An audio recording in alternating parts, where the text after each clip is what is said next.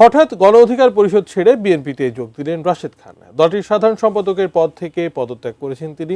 শনিবার দুপুরে এক সংবাদ সম্মেলনের মাধ্যমে আনুষ্ঠানিকভাবে এই ঘোষণা দেয়া হয়। ফলে ঝিনাইদহ ৪ আসন থেকে ধানের শীষ প্রতীকেই নির্বাচন করবেন রাশেদ খান। কিন্তু ঠিক কি এমন কারণে হঠাৎ গণ অধিকার পরিষদ থেকে ইস্তফা দিলেন তিনি?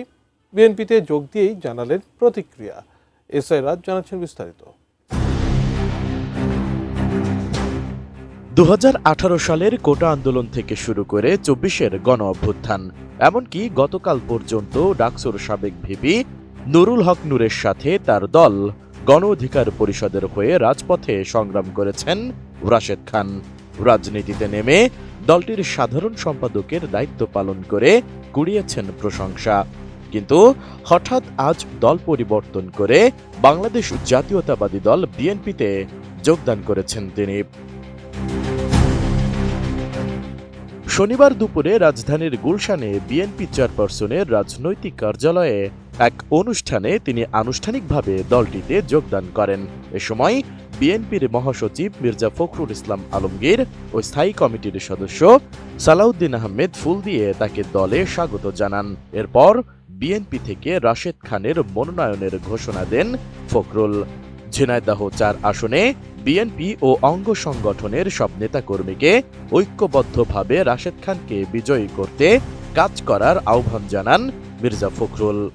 গণ অধিকার পরিষদের সাধারণ সম্পাদক জনাব মোহাম্মদ রাশেদ খান, তিনি বাংলাদেশ জাতীয়তাবাদী দলে যোগ দিচ্ছেন এবং বাংলাদেশ জাতীয়তাবাদী দল সিদ্ধান্ত নিয়েছে যে ঝিনাইদহ ৪ আসন, যেটা ঝিনাইদহ সদর এবং কালীগঞ্জ থানা নিয়ে, এই আসনে মোহাম্মদ রাশেদ খানকে ধানের শীষ প্রতীকে নির্বাচন করার জন্য মনোনয়ন দেওয়া হচ্ছে। আমি আপনার অনুরোধ করব, এই ঝিনাইদহ ও কালীগঞ্জ, ঝিনাইদহ সদর ও কালীগঞ্জ অর্থাৎ ঝিনাইদহ ৪ আসনের বিএনপির সকল নেতাকর্মীকে মোহাম্মদ রাশেদ খানের সঙ্গে কাজ করার জন্য এবং তাকে বিজয়ী করার জন্য সর্বশক্তি দিয়ে কাজ করার জন্য। নতুন বাংলাদেশ গড়তে এলো জুলফিকার স্টিল। জুলফিকার স্টিল, ইস্পাত দৃঢ় অঙ্গীকার। এ সময় গণ অধিকার পরিষদ ছেড়ে বিএনপিতে যোগ দেওয়ার কারণ তুলে ধরেন রাশেদ খান। শহীদ প্রেসিডেন্ট জিয়াউর রহমান, যাকে আমি নিজের আদর্শ হিসেবে মনে করি, বর্তমানে বিএনপির নেতৃত্ব দিচ্ছে জনাব তারেক রহমান। তিনি আমাকে অত্যন্ত স্নেহ করেন, ভালোবাসেন। ফ্যাসিবাদ বিরোধী আমল থেকে তার সাথে আমার সম্পর্ক। এর আগে গণ অধিকার পরিষদের সভাপতি নুরুল হক নূরের কাছে পদত্যাগপত্র জমা দেন রাশেদ খান। পদত্যাগপত্রে তিনি লেখেন, ব্যক্তিগত কারণে ও বৃহত্তর রাজনৈতিক স্বার্থে আমি দলের সাধারণ সম্পাদকের পদ থেকে ইস্তফা দিচ্ছি।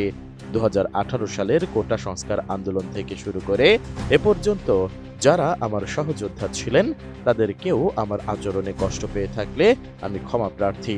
যেখানেই থাকি আমাদের ভ্রাতৃত্বের বন্ধন অটুট থাকবে।